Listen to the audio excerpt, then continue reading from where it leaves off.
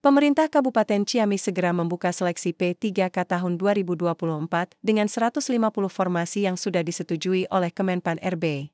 Namun, hingga kini, jadwal resmi pendaftaran belum diumumkan oleh Panselnas BKN.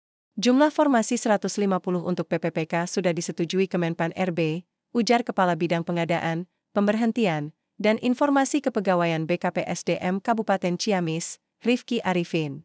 Meski pemerintah pusat dan Komisi 2 DPR RI telah menyepakati bahwa pendaftaran P3K 2024 akan dibuka pada 27 September, Rifki menegaskan bahwa pihaknya masih menunggu pengumuman resmi dari Panselnas BKN terkait jadwal pasti pendaftaran. Formasi yang disediakan mencakup beberapa jabatan teknis, tenaga guru, dan tenaga kesehatan. Namun, rincian formasi tersebut juga akan diumumkan secara resmi bersamaan dengan jadwal pendaftarannya. Untuk rincian formasinya juga menunggu jadwal pengumuman resminya, jelas Rifki. Seleksi PPPK 2024 ini tidak ditujukan untuk fresh graduate atau lulusan baru.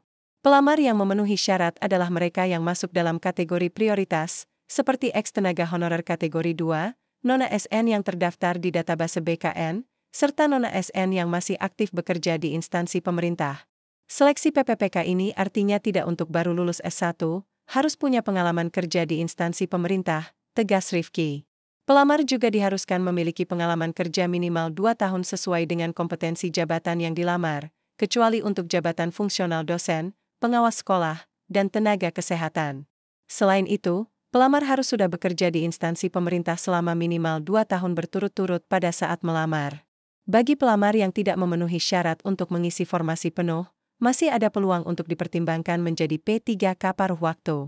Seleksi P3K untuk guru dan tenaga kesehatan juga memiliki kriteria yang jelas, seperti ex-tenaga honorer kategori 2, nona SN yang terdaftar di database BKN, dan lulusan PPG.